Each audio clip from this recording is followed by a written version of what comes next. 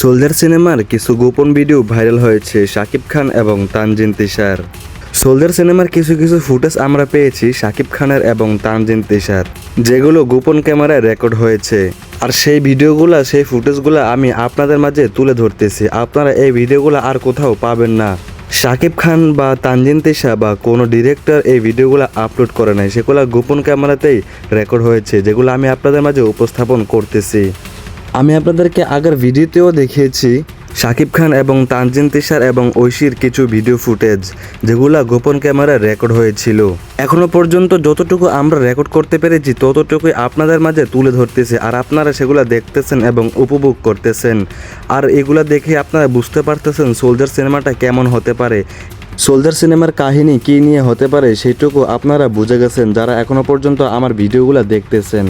আপনাদের আবদার ছিল সোলজার সিনেমা নিয়ে সব কিছু আপডেট দেওয়া, তাই আমি আপনাদেরকে সকল কিছুর আপডেট দিচ্ছি। সোলজার সিনেমার যখন শাকিব খানের কিছু ফুটেজ পাচ্ছি, তানজিন তিশার কিছু ফুটেজ পাচ্ছি, সব কিছু আপনাদের মাঝে আমি তুলে ধরতেছি। আজকে আমি যে ফুটেজগুলো পেয়েছি সেগুলো গোপন ক্যামেরায় রেকর্ড হওয়া। আপনারা ভিডিওগুলো দেখতেই বুঝতে পারতেছেন এগুলা কোনো অরিজিনাল ক্যামেরার দ্বারা ভিডিও করা নয়, এগুলো গোপন ক্যামেরায় রেকর্ড হওয়া কিছু ফুটেজ। আমি আপনাদেরকে বিশ্লেষণ করেছি, ব্যাখ্যা করেছি সোলজার সিনেমাটি কী বিষয় নিয়ে হতে পারে, কেমন হতে পারে, শাকিব খান কীরকম লুকে থাকতে পারে, তানজিন তিশা বা কেমন লুকে থাকতে পারে। আমি আপনাদের আগের ভিডিওতেও বিশ্লেষণ করেছি।